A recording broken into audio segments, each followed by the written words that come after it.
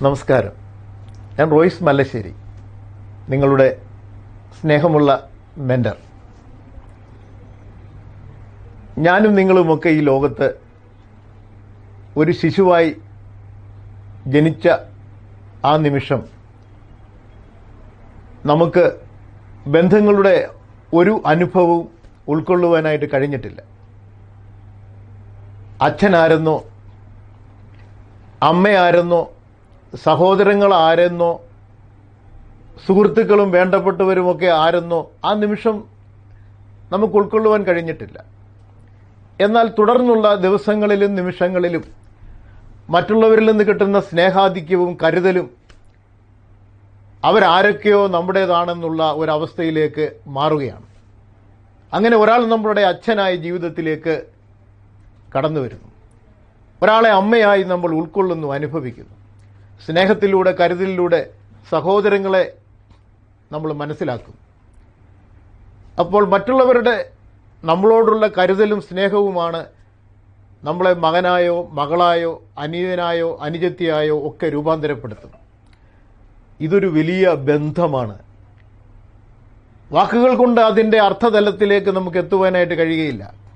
അമ്മ ആര് എന്ന് ചോദിച്ചാൽ അമ്മയൊരു വികാരമാണ്, അതേപ്പറ്റി നമുക്ക് വിശദീകരിക്കാൻ കഴിയില്ല.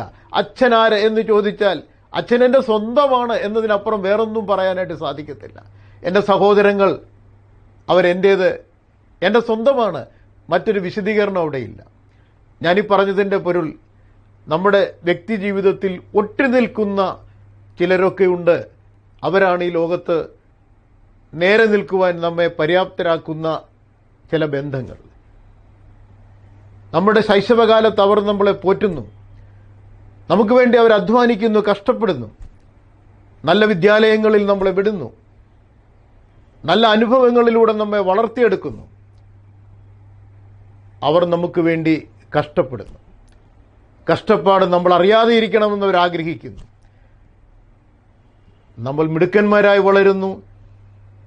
നമ്മുടെ ഭാവിയെപ്പറ്റി അവർ ഒത്തിരി ആവലാതികൾ ഉൾക്കൊള്ളാറുണ്ട്.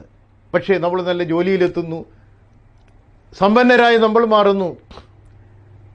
ഈ സമയത്തും ഈ മാതാപിതാക്കളും സഹോദരങ്ങളും നമ്മെ കരുതുന്നുണ്ട്. നമ്മൾ വിവാഹിതരായി നമ്മൾക്ക് കുട്ടികളുണ്ടാകുമ്പോൾ മുത്തച്ഛനും മുത്തച്ഛിയുമാണ് നമ്മുടെ കുട്ടികളെ പരിപാലിക്കുന്നത്. അവിടെയും ആ ബന്ധം വളരെ ശക്തമായി നിലനിൽക്കുകയാണ്. ജീവിതത്തിൻ്റെ ചില ഘട്ടങ്ങളിൽ മാതാപിതാക്കൾ ആരോഗ്യം നഷ്ടപ്പെട്ടവരായി മാറുന്നു.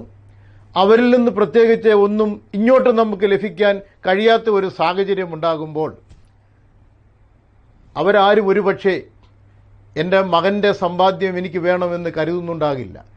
എന്നാൽ അവരുടെ ജീവിതത്തിൻ്റെ 80 സംവത്സരത്തോളം അല്ലെങ്കിൽ 70 സംവത്സരത്തോളം നമ്മെ പോറ്റുവാൻ വേണ്ടി അവർ കഷ്ടപ്പെട്ടെങ്കിൽ അവർക്ക് വയ്യാതാകുന്ന ഒരു കാലഘട്ടത്തിൽ 5 വർഷമാകാം, 10 വർഷമാകും, അവരെ സൂക്ഷിക്കുവാനും സുരക്ഷിത ബോധം അവർക്കുണ്ടാക്കുവാനുമുള്ള ഉത്തരവാദിത്തം മക്കൾക്കുണ്ട്. മക്കളെ സംബന്ധിച്ചിടത്തോളം നമ്മുടെ കാഴ്ചപ്പാടുകൾക്കനുസരിച്ച് വളർന്നവരാകണമെന്നില്ല നമ്മുടെ മാതാപിതാക്കൾ. അവർ വ്യത്യസ്തരാണ്, വേറൊരു തലമുറയുടെ വക്താക്കളാണ്. അവരുടെ ചിന്തകളിൽ മാറ്റമുണ്ട്, സമീപനങ്ങളിൽ മാറ്റമുണ്ട്. പക്ഷേ ഉള്ളിൻ്റെ ഉള്ളിലെ സ്നേഹത്തിൽ മാറ്റമില്ല. സ്നേഹം പ്രകടിപ്പിക്കുന്ന രീതിയിൽ മാറ്റം കാണും. അങ്ങനെയുള്ള മാതാപിതാക്കളോടുള്ള നമ്മളുടെ കരുതൽ അത് ഹൃദയത്തിൻ്റെ അഗാധത്തിൽ നിന്ന്, ആഴത്തിൽ നിന്ന് ഉള്ളതായിരിക്കണം. ഒരിക്കലും ഔപചാരികതയുടെ പേരിൽ ആകരുത്. മക്കളും കൊച്ചുമക്കളുടെയും കൂട്ടായ്മയുടെ സന്തോഷം അനുഭവിക്കുവാൻ ആഗ്രഹിക്കുന്നവരാണ് മുത്തച്ഛനും മുത്തച്ഛിയും. Thank you.